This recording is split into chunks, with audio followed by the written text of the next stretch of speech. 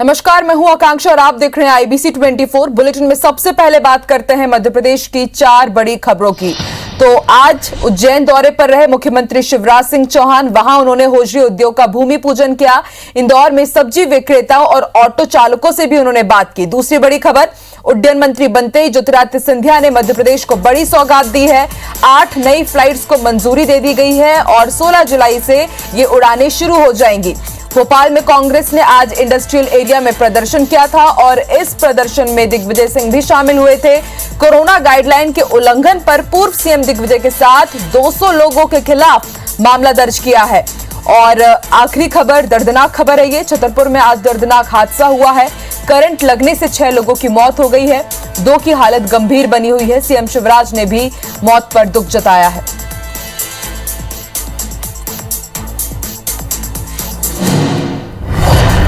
तो भोपाल की Ashoka garden police ने राज्यसभा सांसद और पूर्व सीएम दिग्विजय सिंह, पूर्व मंत्री पीसी शर्मा और कांग्रेस जिला अध्यक्ष कैलाश मिश्रा के साथ ही 8 नामजद और अन्य करीब 200 कांग्रेस नेताओं के खिलाफ एफआईआर दर्ज किया है।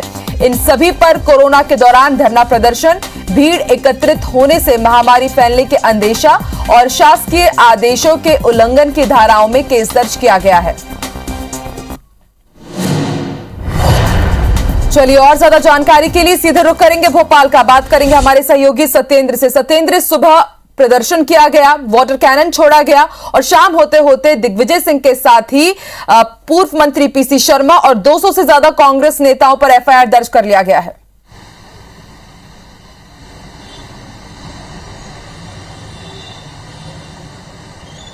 देखिए, राजधानी के गोविंदपुरा थाना क्षेत्र और अशोका गार्डन थाना क्षेत्र में औद्योगिक ये भेल की जो जमीन है, उस जमीन को लेकर आरएसएस की जो लघु भारतीय संस्था है उसको 10,000 वर्ग फीट जमीन आवंटित की गई थी। इस जमीन पर बताया जा रहा है कि ये पार्क था, पार्क के चलते यहाँ कई पेड़ खड़े हुए थे, पेड़ों को काट दिया गया था। इसको लेकर जो कांग्रेस है वो धरना प्रदर्शन कर रही थी। पहले भी उन्होंने कहा था कि पार्क पर जमीनों को, पार्क में जो पेड़ खड़े हुए हैं उस पेड़ों को काटा जा रहा है, उनकी बलि दी जा रही है। उसको लेकर ये धरना प्रदर्शन किया गया था कि जमीन को ऐसे ही नहीं आवंटित कर दिया जाएगा, कि चूंकि पार्क की जमीन है, पार्क की जमीन पर ये जो धरना प्रदर्शन, ये जो अतिक्रमण किया जा रहा है उसको लेकर ये धरना प्रदर्शन किया गया था। साल 2020 जुलाई में ये जमीन आवंटित की गई थी। आरएसएस की जो संस्था है, लघु उद्योग भारतीय संस्था, उसको ये साल 2020 में ये जमीन आवंटित की गई थी। लिहाजा उसको देखते हुए रजिस्ट्री भी करा दी गई थी। कलेक्टर का कहना है कि ये जमीन पहले से ही आवंटित की गई थी, यहाँ पे पार्क नहीं था।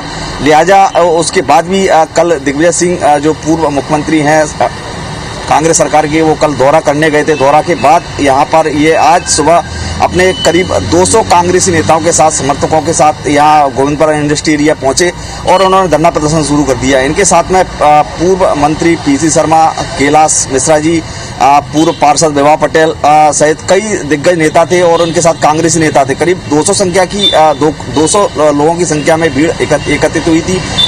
लिहाजा उसको देखते हुए भारी पुलिस बल वहाँ तैनात किया गया था। लेकिन जब भीड़ काबू में नहीं आई, कांग्रेस नेता काबू में नहीं आए, तो मसलन पुलिस ने भीड़ को नियंत्रण करने के लिए वाटर कैनन का इस्तेमाल किया। इस वाटर कैनन के दौरान डीआईजी भोपाल हैं इरशाद वली, उनके साथ पूर्व मुख्यमंत्री दिग्विजय सिंह की तीखी नोकझोंक हुई। पूर्व मुख्यमंत्री दिग्विजय सिंह ने कहा कि यदि इस जमीन पर आरएसएस की जो लघु उद्योग भारतीय संस्था जो अगर नींव खड़ी करती है या दीवार बनाती है, तो मैं पहला इंसान हूंगा जो इस दीवार को गिरा दूंगा। लिहाजा इसको देखते हुए डीआईजी इरशाद वली ने बयान दिया कि हम आप पर बरकरार नजर बनाए रखेंगे, अगर ऐसा करते हैं तो मुकदमा दर्ज किया जाएगा। शाम होते होते ये इस मामले में पूर्व मुख्यमंत्री दिग्विजय सिंह समेत जो पूर्व मंत्री हैं पीसी शर्मा, कैलाश मिश्रा जी, इनके साथ जो पार्षद हैं महापौर हैं विभा पटेल, इनके साथ कुल 8 नामजद जो बड़े कांग्रेस के नेता हैं उनके खिलाफ एफआईआर दर्ज की गई है। ये धारा 188, 147 और 269 की धारा में एफआईआर दर्ज की गई है।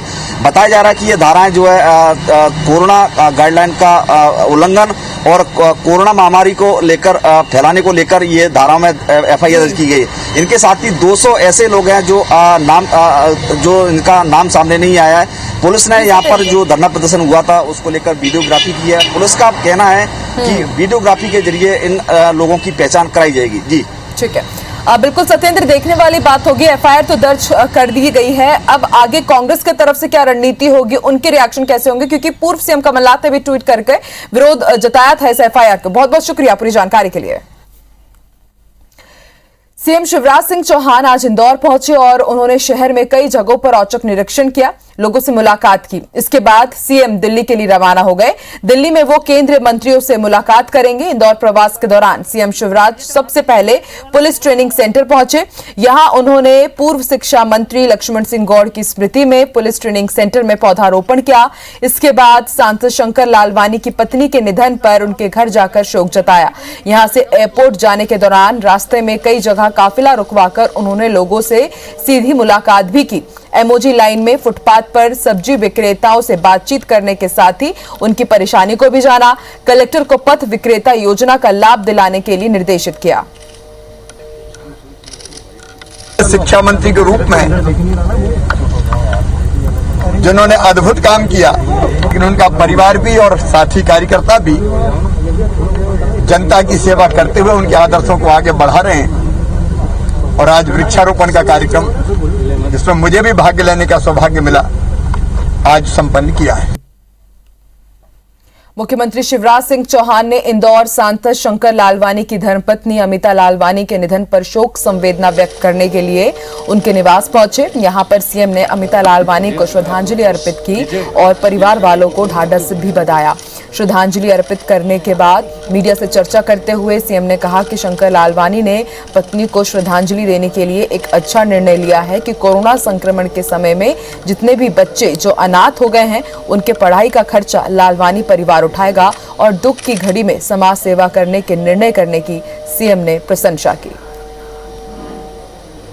आदरणीय सांसद शंकर लालवानी जी की धर्मपत्नी श्रीमती अमिता जी असमय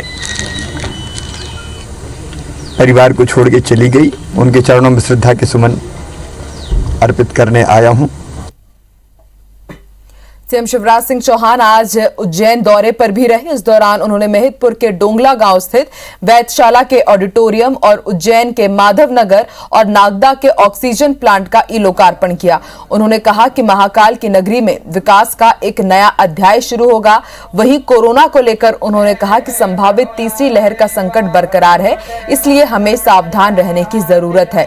सीएम ने लोगों से मास्क लगाने और सोशल डिस्टेंसिंग रखने की अपील की। सीएम ने यह भी कहा कि इस समय खजाना पूरी तरह से खाली है, फिर भी व्यवस्थाएं होंगी। सीएम ने देवास रोड पर कपड़ा उद्योग का भूमि पूजन किया और कहा कि भगवान महाकाल के आशीर्वाद से उज्जैन में शुरू होकर मध्य प्रदेश में रोजगार का एक नया सूर्य उदय होगा। साल 2022 में होजरी उद्योग का प्रोडक्शन शुरू हो जाएगा।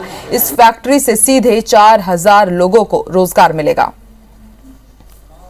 कि कभी उद्योग नगरी रहे उज्जैन में, अब नए सिरे से उद्योग आना प्रारंभ हो रहे हैं। एक उद्योग जिसका आज भूमि पूजन हुआ है, उससे 4000 लोगों को रोजगार मिलेगा।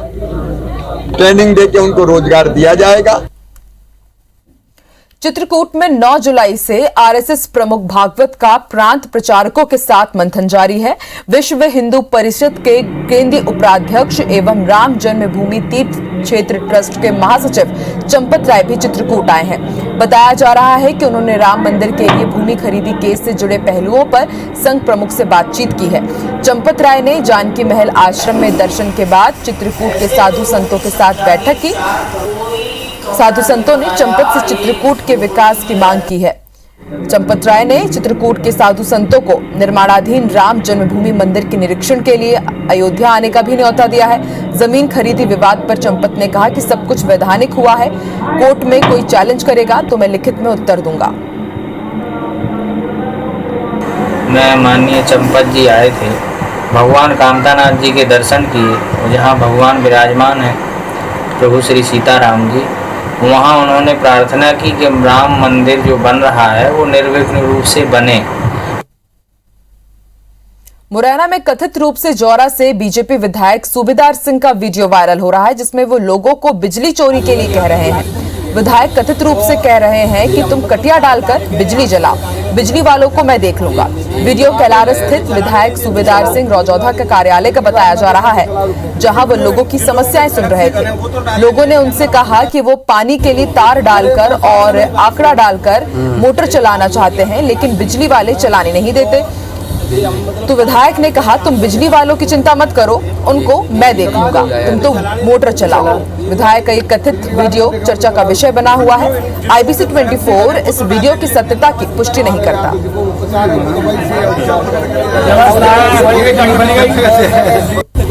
अरे मैं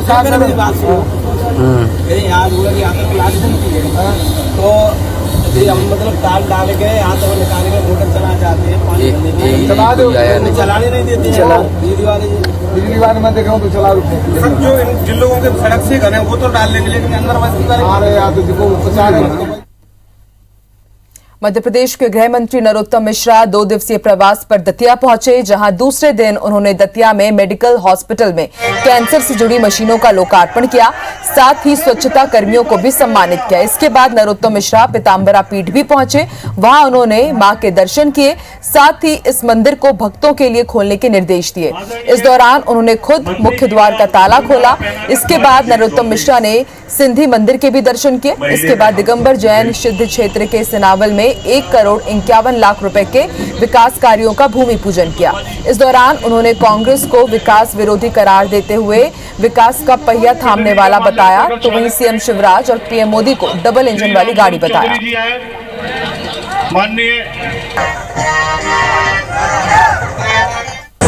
कांग्रेस ने इस प्रदेश को डुबो के रख दिया, विकास का पहिया थाम दिया। अब हमारे प्रधानमंत्री माननीय मोदी जी, शिवराज सिंह जी,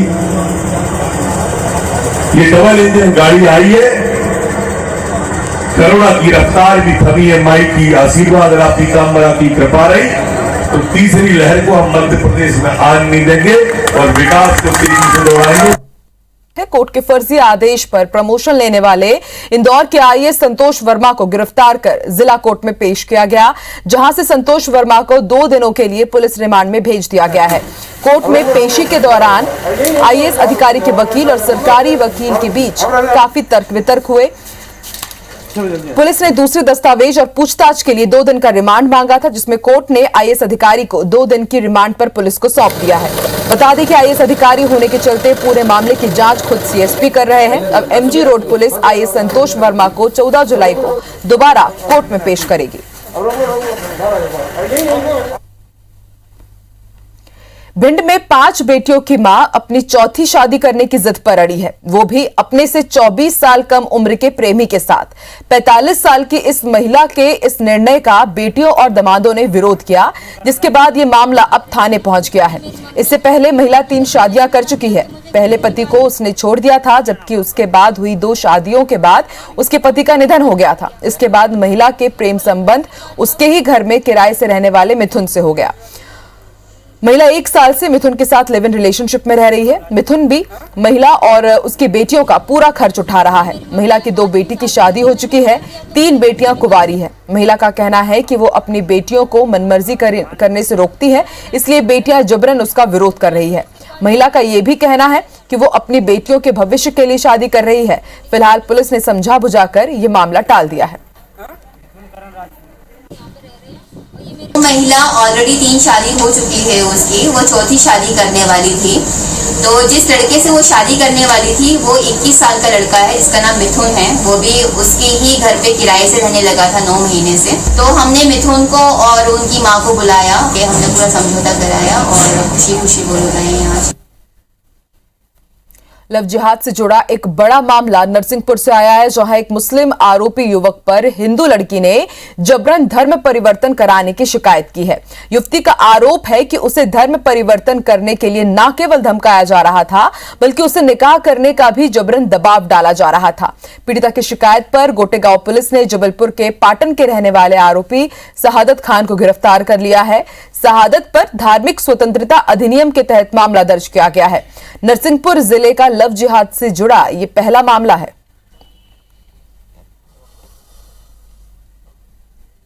मुझे धमकाया, डराया कि तुम्हारे भाई बहन को गोली मार दूंगा। फिर मैं जिसके कहने पर, डरवाने पर मैं गई। जब मुझे वहाँ पर जाकर याद आया तो मैंने अपने भाई को फोन लगाया और बोला कि मुझे यहाँ से ले जाओ, ये मुझे धर्म परिवर्तन बदलने के लिए कह रहे हैं। उसने रिपोर्ट की कि उसका प्रलोभन देके, आर्थिक प्रलोभन देके धर्म परिवर्तन करने का प्रयास किया गया है, तो वो प्रकरण हमने दर्ज किया है उस लड़की की रिपोर्ट में और अब उसकी विवेचना हम कर रहे हैं। उज्जैन जिले के नागदा में मोबाइल गेम की उधारी को लेकर एक युवक ने अपने नाबालिग दोस्त की हत्या कर दी और हत्या को छिपाने के लिए परिजनों को नाबालिग के अपहरण करने की कहानी बनाकर 1 लाख की फिरौती मांगी गई, लेकिन पुलिस पूछताछ में पूरा मामला सामने आ गया। दरअसल सत्यम ने मोबाइल गेम के लिए दी उधारी के लेन देन पर विवाद होने से नाबालिग की गला दबाकर हत्या कर दी और नाबालिग के पिता को फोन कर फिरौती की मांग की। पुलिस की जांच में जब आरोपी से पूछताछ हुई तो बार बार बयान बदल रहा था वो, और इसी के आधार पर पुलिस को शक हुआ और सख्ती से पूछताछ करने पर युवक ने अपना जुर्म कबूल कर लिया। पूछताछ करने के बाद अंततः सत्यम ने यह स्वीकार किया कि उसने 5,000 रुपए इसको दिए थे और 8 तारीख को भी इससे गाली गलौज करी थी इसने और कुछ अपशब्दों का ऐसा इस्तेमाल करा था इसने, जो कि सत्यम को दिल पे लग गई बात और उसी समय इसने ठान लिया था कि इसको मैं मारूंगा। उसी के प्लानिंग के तहत वो एसिड ले गया और वहां पे खंडर में फोटोग्राफी करने के लिए ले गया और वहां ले जाके इसकी हत्या कर दी। ग्वालियर पुलिस ने अवैध हथियारों के 2 सौदागरों को गिरफ्तार किया है। इनके कब्जे से करीब आधा दर्जन अवैध हथियार, जिंदा कारतूस और बाइक भी बरामद की गई है। पकड़े गए आरोपी यूपी से अवैध हथियार लाकर ग्रामीण क्षेत्रों में बेचते थे। पुलिस को मुखबिर से इसकी सूचना मिली थी, जिसके बाद पुलिस ने एक मुखबिर को तैयार किया, उसे खरीदार बनाकर आरोपियों के पास भेजा और 50,000 रुपए में हथियार खरीदी का सौदा तय किया गया। आरोपी जब हथियारों की डिलीवरी देने कैमारी के जंगल में पहुंचे तो मोहना, आरोन, घाटी गांव और भंवरपुरा थाना पुलिस ने संयुक्त कार्रवाई कर उसे पकड़ लिया। फिलहाल पुलिस आरोपियों से पूछताछ कर रही है और उनके पूरे नेटवर्क को ध्वस्त करने में जुटी है। 6 हथियार, इसमें 4 कट्टे हैं, एक अधिया और एक 315 बोर की कंटीमेट राइफल है, 3 कारतूस 315 बोर की और एक कारतूस 12 बोर का। ये बरामद हुए हैं, 2 आरोपी गिरफ्तार किए गए हैं। मध्य प्रदेश में लंबे समय बाद एक बार फिर से मानसून सक्रिय हो गया है, जिसके चलते प्रदेश के पूर्वी हिस्सों में गरज चमक के साथ बारिश हो रही है। आज भी मौसम विभाग ने विदिशा, राजगढ़, सीहोर, रतलाम, मंदसौर, धार, खरगोन, खंडवा, बड़वानी, अलीराजपुर, झाबुआ, उज्जैन, देवास में भारी बारिश का अलर्ट जारी किया है। इसके साथ ही होशंगाबाद, उज्जैन, ग्वालियर, चंबल और इंदौर में गरज चमक के साथ बारिश की संभावना है। मौसम विभाग के मुताबिक नॉर्थ वेस्ट राजस्थान में द्रोणिका के कारण अभी मध्य प्रदेश में बारिश हो रही है। बता दें कि जून से लेकर अभी तक पूरे प्रदेश में 323 मिलीलीटर बारिश हो चुकी है। नॉर्थ वेस्ट राजस्थान पे द्रोणिका के कारण पूरे प्रदेश में हल्के से मध्यम दर्जे की वर्षा दर्ज की गई है और किन्हीं जिलों में भारी वर्षा दर्ज हुई। अलीराजपुर में 8 सेंटीमीटर और देवास जिला में 7 सेंटीमीटर बारिश दर्ज की गई है। और इसी के साथ इस बुलेटिन में फिलहाल इतना ही। आप देखते रहिए IBC 24। नमस्कार।